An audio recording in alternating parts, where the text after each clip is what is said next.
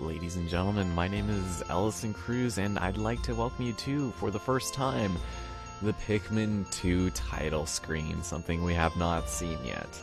Now, as per most game traditions, there are a couple of Easter eggs that are to be found in this game, and first of which could be found on the title screen. It's a little bit different on the Wii version than it is for the other ones, but there we've got a Bulborb that just, ramsacks his way through. It's kind of funny. It's a little charming. He tries to eat the Pikmin and then leaves. And then the Pikmin come back, and, they're none the wiser.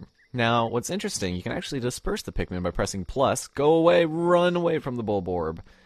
And you can just hold it, and they'll run away, and then they'll just go back to form the Pikmin 2 logo. However, if you press minus on the Wii pad, they will disperse again.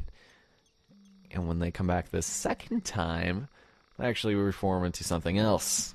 No, it's not the Japanese name, it's Nintendo. That's pretty cool. So you can hold the 2 button, and when you do that, you can spawn a nice little buddy that'll hopefully come out of the side. If he doesn't, I'll feel really silly. Why are you making me look like a fool? There he is. It's Mr. Flinty. Yeah, so he'll come through and the Pikmin will try and attack him, but as you know, unless they're thrown on top of it, they're not going to do any damage to it. So he runs away. He had a little bit of fun. But if you hold the 1 button, you get to spawn yourself. Nice little. Whoops, the game just started without me because I was being too slow at that. Thank you, telling me how to play the game as I'm sitting here doing stuff. You hold the 1 button, and you get a nice little different scenery. It changes every single time. You hold the 1 and you spawn Mr. Bulborb here. However, you can also move with him and press the Z button to bite and eat things. You can actually eat Pikmin here, and it's pretty funny. I'm actually controlling him with the D-pad. It's kind of awkward because you still have to hold the 1. I think you have to hold the 1 because when you let go, he'll just walk off screen. So just eat until your heart's content, and everything will be good. It was a very disorganized motley crew of Pikmin we got here. These would never do an Olimar's crew. Yeah. So now that that's done, let's get started with some of the other things that are here. We've got 2-player battle. This is something I will want to cover a little bit later, but you actually do need a second person since it is mostly very competitive, amongst other things, and we'll be coming here later. It's mostly just like collect as many things as you can, and set your opponent up for just trouble everywhere. And it would be a good idea to have somebody who has actually heard of Pikmin play with me on that, which literally nobody I know has. It's a little ridiculous. And also we've got ourselves challenge mode. Challenge mode I'm still up in the air about. I would like to show every aspect of this, show all of these, and basically you unlock a secret cinematic once you've completed these in their entirety. You have a predetermined amount of Pikmin and enemies and treasures, and basically you just need to collect the key and then move on. We will show a couple of these a little bit later. But in order to unlock the final cinematic, which most of you have probably seen, if you've seen a Let's Play or walkthrough of this, you actually have to beat every single one of these without losing a Pikmin. Yep, it's a little unreasonable. So, but it's pretty cool because there are some pretty unique caves that we'll be going through. So we'll probably be doing that at some point, if not as its own little mini-series. I'll just do like a single row per video, so it would be pretty short, 6-part project, and then call it good. But now that that's all done, we've got, high scores and options and bonuses. Bonuses are just the cinematics that we've already seen. We can go ahead and get started. Get started on day 30 of Pikmin, and it's gonna be some pretty fun stuff because, well, as the days go on, more things happen in these places. Except for the Valley of Repose. It's kind of a boring place. It stays the same the entire time. But we're gonna head to the Awakening Wood. And depending on how many days after you go, it'll remain fairly consistent. But after day 10, I think I already mentioned this in the project. The projects. 10 pellets will start appearing, making this probably one of the best place to gain Pikmin, which is awesome. So let's go and gain some Pikmin here, because there's also a nice little Easter egg I'd like to show real fast. If you bring 20 Pikmin of each type out, and yeah, you guys already know where this is going, but you bring 20 of each out so that you have 100, and this is obviously a different file that I don't normally play on. This is just my practice one that I started with. Many Pikmin casualties were had here. We're gonna bring you guys out, and last but not least, We're gonna bring all 20 blues. There we go. Now, with all of them now in our possession,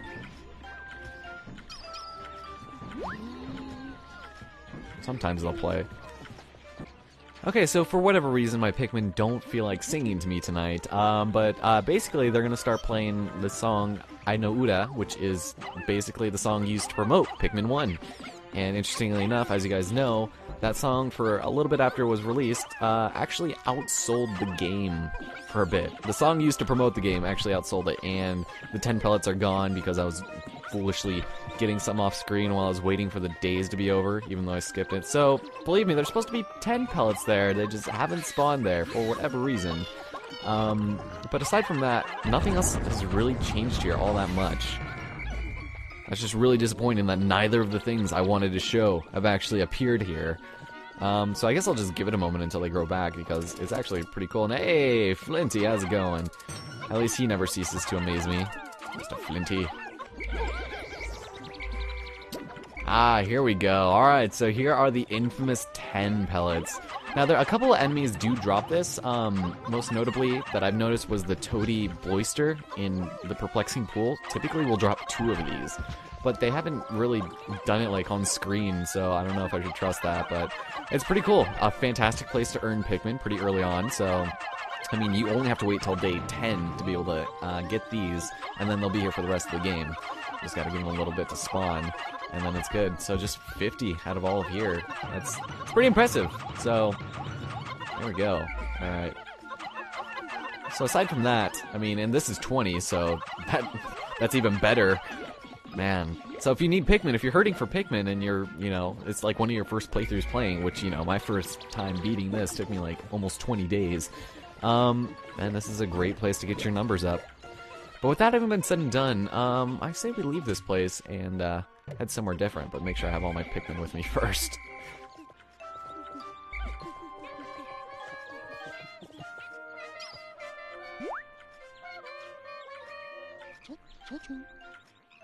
Okay, they decided to sing it there of all times as I'm collecting the last Pikmin.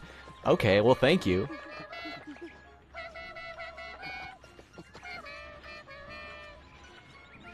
I love your reckless serenade. Let's get out of here. And for day 31, we are going to be heading off to the Wistful Wild for probably one of the best ways, no, bar none, the best way to get potions and nectar in this entire game. You can only do it on every 30 days starting from day 31. I'm assuming you probably could do it on day 1 should you have landed here instead, but you would have had no white Pikmin to be able to help you. So just like day 31, 61, 91, and etc. until the end of time. And I only have 36 white Pikmin, but that's fine. We don't need any more than that. And they're not even all flowered, huh? I guess even my practice file, I didn't feel the need to grow that many whites. Alright, let's go over here and just nectar these guys up just so they're not being obnoxious. Are we good? One more? One more? Come on. Come on, Leafy. There we go. Alright, let's go. I would probably cut there, but we don't really even have to. We can get there fast enough, as long as there's no surprises like Gatling Groinks or anything. And actually, screw it. Here, let's go. Let's go. You're not going to get any spicy food. Unless, yeah, actually, I forgot these guys are actually slower. Damn it. I mean, they're still fast, but they're technically slower. So, yeah, they're usually supposed to catch up with Olimar, like, pretty quick. Now, let's run up here to where we collected the Conifer Spire. As we're ignoring this decorated Canavita larva. Now, near the Hole of Heroes, what is very interesting, every 30 days, starting from 31, we have these unusual tick creatures that don't appear in the Piclopedia.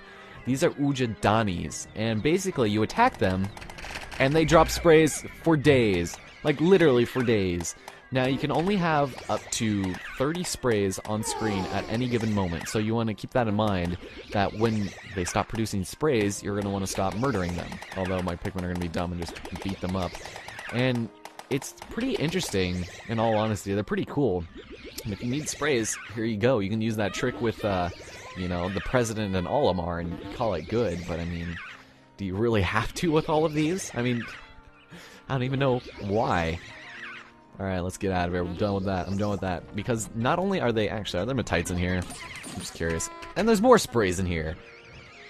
That one I earned. But not only is it near the Hole of Heroes, but it also happens to be near the Dream Den, right over here. And this area is just also not entirely unimportant, but yeah. Now, the reason why you would want to take whites for this is the sheer notion that sometimes these Ujdanis, they will actually produce poison. And if you use purples on them, they don't all get destroyed like, you know, Matites do. So just keep that in mind. Whites are probably your best bet. So, and as for the Wistful Wild, I think that's pretty much it. I mean, your enemies all spawn back, and you know, stupid Wallywog. And this guy's eating us again. Come on, man. Here, I heard you. I heard one of you guys really liked eating white. So here, take it and die. Yeah, how's it feel, asshole? How about you? This one. I know you like eating whites. There, screw you too. On to the next area. God damn. And last but not least, we're actually going to be heading up to the Perplexing Pool, and I actually decided just to reset just so that I didn't have 20 dead whites on my plate. And we're gonna head to the Perplexing Pool. After day 30, we're gonna have ourselves a pretty interesting treat, in my opinion. After day 10, we're gonna start getting dwarf spotty bull bears, and after day 31, I believe, we're gonna start getting spotty bull bears, the ones that don't sleep and will constantly try to attack you. Now, this is a job for all 100 plus of my yellows that will most likely not be flowered in any capacity. Let's see how many we got here. Come on now. Let's see. Yeah, it's beautiful. This is my white squadron from Pikmin 1, by the way. The lovelies that, you know, we reap the benefits of killing the smoky prog with. Well, near where you start this place, if you're not being very cautious, you're going to be introduced to a nice little buddy here, and he goes by the name of Beady Longlegs, and he will appear here after day 30, so that's pretty nice. You can go and kill him, and he actually is a really good way of getting potions, because once he's dead and there's extreme amounts of slowdown, holy smokes, that was bad. He drops a significant amount of 1 pellets, and the lag is amazing. Oh my god, that probably broke my recorder, because I'm pretty sure that is what does it. So they're going to get those guys back, and we're going to look around a bit. Now, what's curious is after a couple of days, there will actually be more shearwigs in the air and less wallywogs, believe it or not, which is very unusual. There aren't typically shearwigs there, but wallywogs will slowly start disappearing, and oh, sweet mother of God, this looks dangerous. But you know what? My squad of 60 yellows, I have faith in you. I have faith in you like that girl had faith in medicine. Or lack thereof.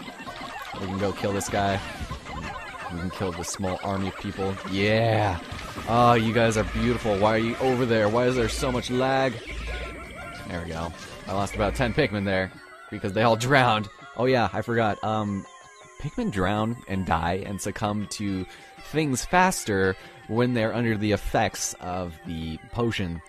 So take that into consideration. And actually, let's go over here. We need these guys because I want to see the Toady Bloister drop some shit. Plus, I don't really remember how many times, or how many times? What was I even? Oh yeah, how much they drop. I just want to make sure. There's gonna be a lot of shearwigs in here too, so keep that in mind. Can I freeze this guy? I can. Alright, my little Pikmin. There we go. There we go. Oh, beautiful. Look at this. There's almost nothing. Just on his tail, please. There we go. So yeah, like I said, he's not very devastating. Just if you get him to attack from the front, watch out, Pikmin. You're gonna die. This is like the most careless playing. It's like, man, let's toss. Don't eat my Pikmin, please. Just prove me wrong. Okay, he's just gonna drop 1 10 pellet every single time. That's fine. And I guess there's still wallywogs over here. I guess they don't change that much. For some reason, I remember there not being any wallywogs here, but that's usually because I just murder them mercilessly. But look at that guy.